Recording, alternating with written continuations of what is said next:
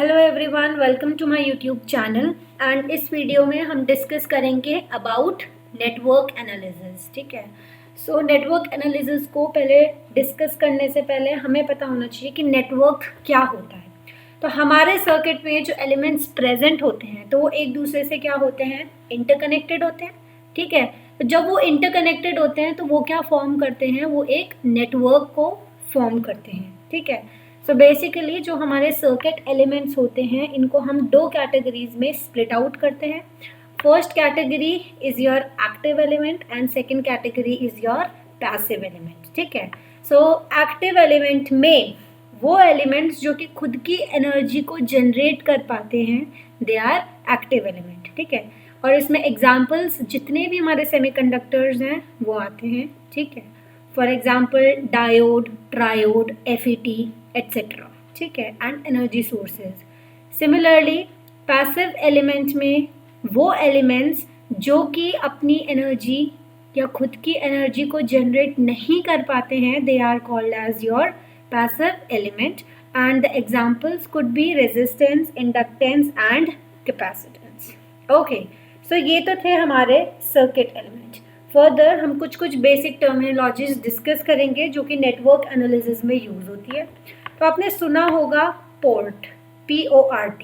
तो पोर्ट क्या होता है, ये एक टर्मिनल का पेयर होता है। That means based on number of terminal pair connected in the network. अगर आप बोलोगे कि पोर्ट होता क्या है, सो बेसिकली पोर्ट की तीन कैटेगरीज होती हैं। एक होता है वन पोर्ट नेटवर्क, एक होता है two port network and the third one is your three port network. तो जो वन पोर्ट नेटवर्क होता है ये एक नेटवर्क है और ये क्या है, एक पोर्ट है।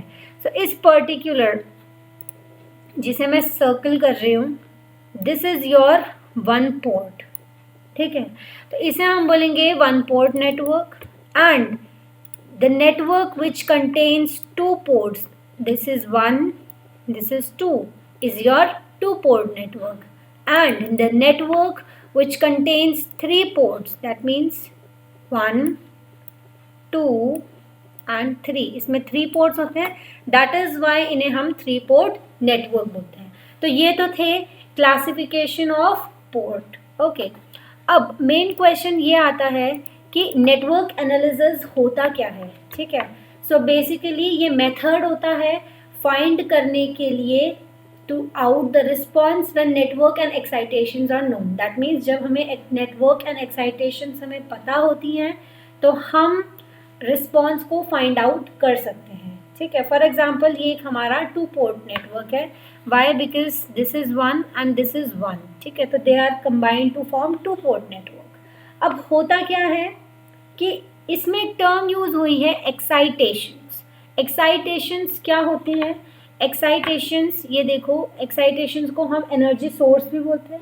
और ये क्या, इनका क्या फंक्शन होता है, ये इस पर्टिकुलर नेटवर्क को ड्राइव आउट करता है। ठीक है, it is used for driving the network और यहाँ पे हमें रिस्पॉन्स मिलता है। ठीक है, जब ये एक्साइटेशन इस नेटवर्क को डिराइव करेगा तो वो क्या करेगा, कुछ रिस्पॉन्स प्रोड्यूस करेगा। ठीक है, तो आई होप आपको एक्साइटेशंस क्लियर हों। ठीक है, सो बेसिकली नेटवर्क एनालिसिस में हर एक प्रॉब्लम के पास एक यूनिक सोल्यूशन प्रेजेंट होता है। That means each problem has got the unique solution. ठीक है, so this is network analysis. Next हमारे पास आता है एनर्जी सोर्स। एनर्जी सोर्स जिसको आप एक्साइटेशन भी बोल रहे हैं, इसके अपनी क्लासिफिकेशन है।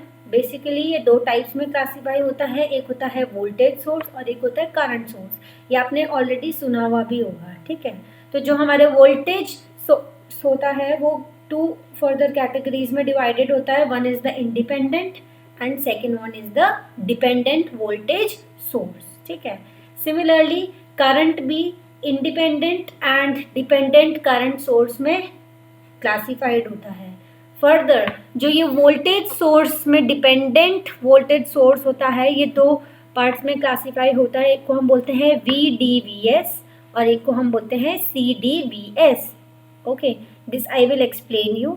सिमिलरली करंट सोर्स में भी जो ये डिपेंडेंट करंट सोर्स होता है इसकी दो क्लासिफिकेशन होती है, VDCS एंड CDCS। अब इन दोनों में मेन डिफरेंस कहाँ आता है, यहाँ देखो, यहाँ पे VDVS ये वोल्टेज सोर्स है, ठीक है, और इधर पे भी, लेकिन इस केस में CS मीन्स करंट सोर्स, ठीक है। अभी मैं एक्सप्लेन करूँगी इसे डिटेल में, ठीक है।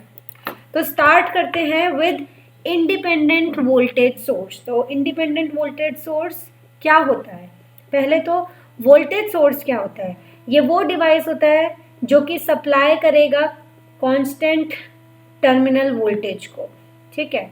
सो अगर मैं इंडिपेंडेंट वोल्टेज सोर्स को डिफाइन करूं तो ये वो सोर्स होता है that supplies constant terminal voltage irrespective of current drawn from it, ठीक है। सो मान लो ये हमारे पास एक नोटेशन है, हम इसका नोटेशन ऐसे डिफाइन करते हैं। तो यहाँ पे जो VT है ये हमारा टर्मिनल वोल्टेज है, ठीक है, IT हमारा टर्मिनल करंट है, ठीक है, और VS हमारा वोल्टेज सप्लाई है। अगर मैं इस नोटेशन के लिए ग्राफ में इसे इम्प्लीमेंट करूँगी, सो ग्राफ मुझे कैसे मिलेगा, कुछ ऐसे, that is VT versus IT, okay.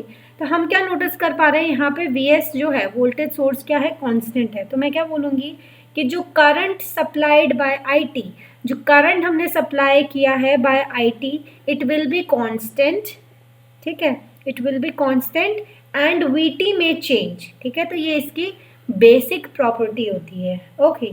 तो एक आइडियल वोल्टेज सोर्स के पास जीरो इंटरनल रेजिस्टेंस होता है, दैट मीन्स उसके लिए RS की वैल्यू क्या होती है, इनफाइनाइट होती है, ठीक है। आई होप आपको इंडिपेंडेंट वोल्टेज सोर्स समझ आया हो। नेक्स्ट हम डिस्कस करेंगे डिपेंडेंट वोल्टेज सोर्स। तो ये वो सोर्स होता है जो कि डिपेंडेंट होता है वोल्टेज और करंट पे at some other location in the network. तो डिपेंडेंट वोल्टेज सोर्स में आपने सिंबल देखा होगा, ये एक डायमंड टाइप फॉर्म करता है, ठीक है। जहाँ कहीं भी किसी सर्किट में डायमंड प्रेजेंट हो, दैट मीन्स वो डिपेंडेंट वोल्टेज सोर्स है, ओके।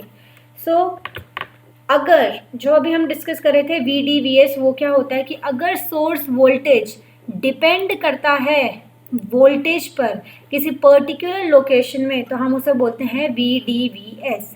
सिमिलरली अगर कोई भी सोर्स वोल्टेज डिपेंड करता है करंट पे किसी पर्टिकुलर लोकेशन पे, तो देन हम उसे बोलते हैं CDVS, ओके। एलिमेंट्स को first basic circuit element is resistance. ये एक पैसिव सर्किट एलिमेंट होता है। रेजिस्टेंस का मतलब होता है रेजिस्ट करना, दैट मीन्स ये क्या करता है, ये करंट के फ्लो को रेजिस्ट करता है, उसे रोकता है, ओके। इसका सिंबल कुछ ऐसा होता है, ये zigzag portion is the resistance, current I इसमें से फ्लो हो रहा है and voltage V is there, ठीक है। और हम इसे मेजर करते हैं ओम में, OHM, ठीक है। सो जैसे कि हमें पता है कि वोल्टेज एंड करंट हम किससे रिलेट करते हैं, by Ohm's law, isn't it, this is Ohm. So हमें पता है ओम्स लॉ क्या होता है, V equal to RI, where V is the voltage, R is the resistance and I is the current, and also I equal to GV, ठीक है।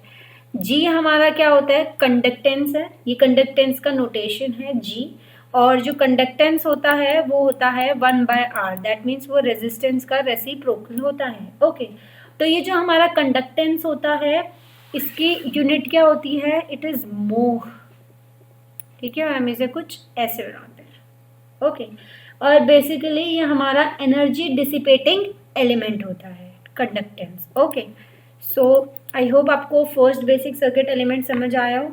Next हम discuss करेंगे अबाउट इंडक्टेंस। तो इंडक्टेंस भी हमारा पैसिव सर्किट एलिमेंट होता है, ठीक है। इसका अगर हम इसे डिफाइन करें तो कैसे करेंगे, it is the tendency of an electrical conductor to oppose a change in the electric current flowing through it. ये भी क्या करता है, ये अपोज करता है इलेक्ट्रिक करंट को जो भी हमारे सर्किट में फ्लो कर रहा है, ठीक है। इसकी ये बेसिक प्रॉपर्टी होती है, ओके। इसका सिंबल कुछ ऐसा होता है, दिस रोल्ड वन, और इंडक्टेंस को हम कैपिटल L से डिनोट करते हैं, ओके। सो इसे हम मेजर करते हैं हेनरी में, दैट इज कैपिटल H, ठीक है। अब मैं जो ये वोल्टेज और करंट है इनके बीच में अगर मैं एक रिलेशन को सेटअप करना चाहूँ तो मैं कैसे सेटअप करूँगी? Voltage current relation would be Vt equal to L dot di by dt. di by dt means differentiation of current with respect to time. And it को कैसे करूँगी? 1 by L. That means 1 by inductance, और this is integration of V dot dt where V is the voltage. Okay. So हमारा जो inductance होता है ये एक एनर्जी स्टोरिंग एलिमेंट होता है, और ये कौन सी एनर्जी को स्टोर करता है? तो वो हमारी मैग्नेटिक एनर्जी होती है। ठीक है। सो हम ये कह सकते हैं कि जो मैग्नेटिक एनर्जी इंडक्टर स्टोर करता है उसको हम कैसे डिफाइन करते हैं? WM equal to half of LI square, where I is the current and L is the inductance. ठीक है। नेक्स्ट एक प्रॉपर्टी इसमें जो है वो है कि ऑपोज करता है सडन चेंज को करंट में, that is I0 minus equal to I0 plus. That means I0 minus का मतलब करंट जस्ट बिफोर स्विचिंग, और I0 प्लस का मतलब the current that is just after the switching. Okay. ना लास्टली हम discuss करते हैं कैपेसिटेंस भी पैसिव सर्किट एलिमेंट होता है। इसे अगर मैं डिफाइन करूं तो ये इलेक्ट्रिक चार्ज को स्टोर करता है। ठीक है। तो ये इसकी प्रॉपर्टी होती है। नेक्स्ट अगर मैं इसका सिंबल देखूं तो symbol would be something like this. IT is the current, VT is the voltage. ठीक है। सो ये मेजर करी जाती है इन फैरेड, जिसको हम कैपिटल F भी बोलते हैं, और कैपेसिटेंस का सिंबल होता है कैपिटल C। ठीक है। अब हम वोल्टेज करंट रिलेशन को डिराइव करते हैं।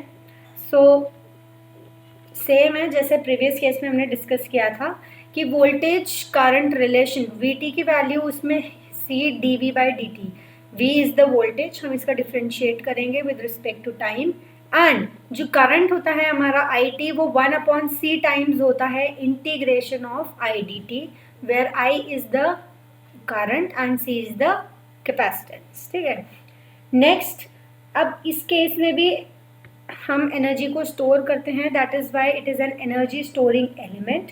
सो ये कौन सी एनर्जी को स्टोर करता है? तो ये बेसिकली इलेक्ट्रिकल एनर्जी को स्टोर करता है। ठीक है।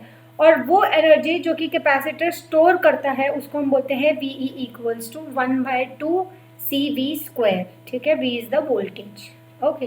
तो इसमें भी ये क्या करता है? अपोज करता है सडन चेंज को वोल्टेज में, that means V0 minus equal to V0 plus. ठीक है।